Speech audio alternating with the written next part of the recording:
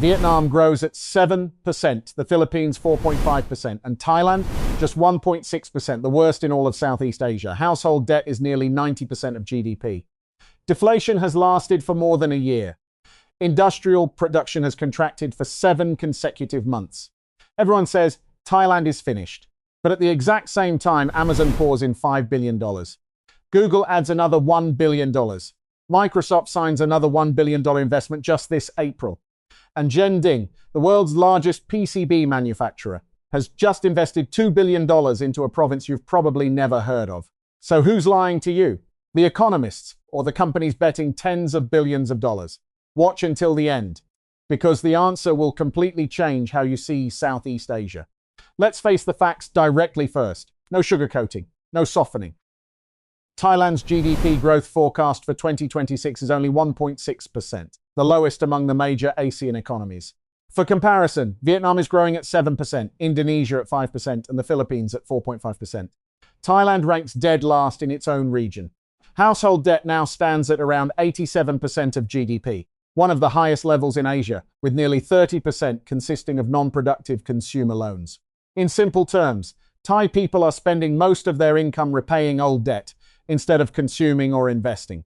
As a result, domestic consumption, the core engine of every healthy economy, is entering a prolonged slowdown. Industrial production has contracted for 7 straight months, the longest decline in more than 9 years. Credit growth has been negative for 6 consecutive quarters, the longest streak since the 2009 financial crisis. Inflation is also moving in the opposite direction of the rest of the world. More than a year of deflation is not good news, but a sign of an economy being squeezed from within. When prices cannot rise, businesses cannot pass costs on to consumers, wages stagnate, and the entire system becomes trapped. Japan experienced this exact problem beginning in the 1990s and spent 3 decades trying to escape it. Tourism, which accounts for roughly 20% of Thailand's GDP, still has not fully recovered.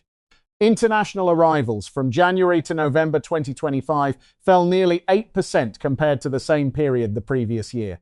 Chinese tourists dropped by more than 1/3 after scam-related controversies, and the movie No More Bets damaged Thailand's image in the world's most populous market. By the end of November 2025, the SET index had fallen roughly 10% from the beginning of the year, while foreign investors recorded net selling exceeding 113 billion baht. Beneath all of this lies an even deeper issue. Thailand is aging faster than it is becoming wealthy. The birth rate has fallen below that of many European countries. The working-age population began shrinking in 2019, and the decline is accelerating. This is an extremely difficult trap to escape. Looking at all these numbers together, the conclusion almost seems obvious. Thailand is in irreversible decline. I nearly believed that conclusion myself, until I noticed something that didn't fit the picture. At the beginning of 2026, Moody's, one of the world's 3 largest credit rating agencies, upgraded Thailand's outlook from negative to stable. Their reasoning included reduced tariff risks, structural reforms, and especially sustained momentum in foreign direct investment. This is an organization whose entire business is pricing risk. They looked at the exact same data that YouTube and social media used to write Thailand's obituary and concluded that conditions are stabilizing. Then came data from Thailand's Board of Investment. Foreign investment applications nearly doubled during the first 9 months of 2025, especially in digital infrastructure, batteries, electronics, and electric vehicles. Approved investment value rose 41%. 2 different stories are existing at the same time. One story is being told on social media. The other story is being told through real money. And both stories cannot be true simultaneously. So what are these companies seeing? Start with where the biggest checks are being written. Digital infrastructure. In January 2025, Amazon Web Services launched its first cloud region in Thailand, committing more than $5 billion over the next 15 years, expected to create 11,000 jobs annually and contribute around $10 billion to GDP. 2 months later, Google opened its first cloud region in Bangkok with a $1 billion investment, projected to generate $41 billion in economic value over the next 5 years. Microsoft followed with plans to invest more than $1 billion between 2026 and 2028 into cloud and AI infrastructure. ByteDance has also committed several $billion to regional TikTok data infrastructure. In just the first half of 2025 alone, the data center sector attracted nearly $16 billion from 28 projects. For the first time in history, digital infrastructure became the largest category of foreign investment in Thailand, surpassing both electronics and automotive manufacturing. Next comes the electric vehicle story, and this is where things become truly interesting. Many people already know that BYD built a factory in Rayong. But what fewer people noticed was that in August 2025, nearly 1,000 Thailand-made BYD Dolphin vehicles were loaded onto the BYD Zhengzhou ship and sent directly to Germany, Belgium, and the UK, a supply chain that did not exist 3 years ago. The reason is simple. The EU imposed 27% tariffs on EVs made in China, while vehicles produced in Thailand face much lower tariffs. This is exactly the backdoor BYD needed, and they used it. By October 2025, total BYD sales in Thailand reached 100,000 units. The Rayong plant has a designed capacity of 150,000 vehicles per year and is expanding into left-hand drive production for additional European markets. BYD is only the biggest name in a much larger wave. Great Wall Motor has invested more than 32 billion baht into Thailand, including an additional 10 billion baht announced in March 2026, alongside a target of 40% sales growth this year. Changan Automobile invested more than 10 billion baht to build its first factory outside China in Rayong, with over 60% of components sourced locally. Altogether, BYD, Great Wall, and Changan have committed more than $1.4 billion to EV manufacturing in Thailand, not including ongoing projects from GAX Ion, Chery, and MG Motor.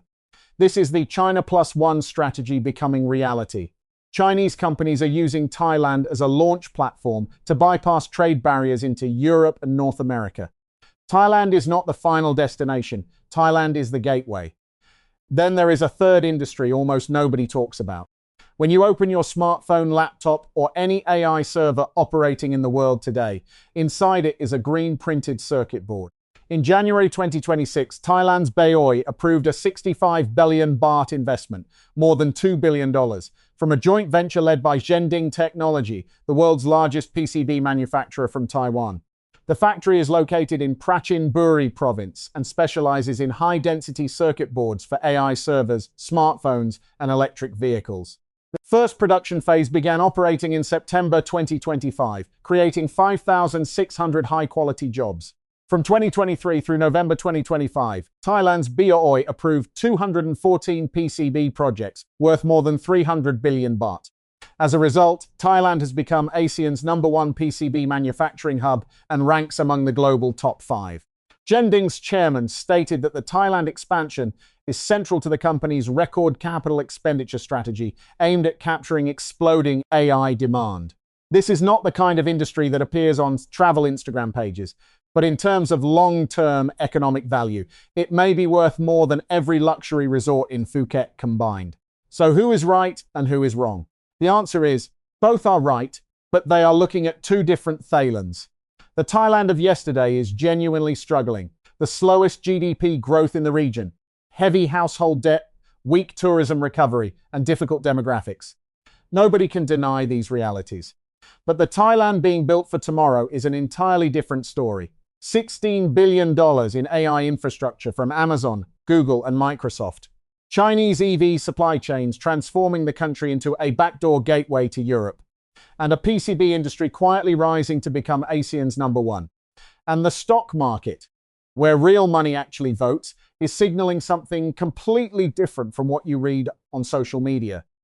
After enduring massive foreign selling throughout 2025, the SETI 50 index rebounded more than 30% by the end of March 2026. There is a simple principle in investing. When there is a huge gap between what people say and what money is doing, follow the money. Because money goes through months of due diligence. Money does not care about narratives. Money only cares about what can actually be built and what can generate returns. The real question is not whether Thailand is facing problems. The answer is clearly yes.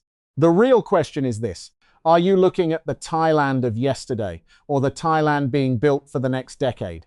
Thank you for following this story. If you found it interesting, please subscribe, turn on the notification bell, and share it. For now, this is goodbye. Thank you for staying with Societale Stories.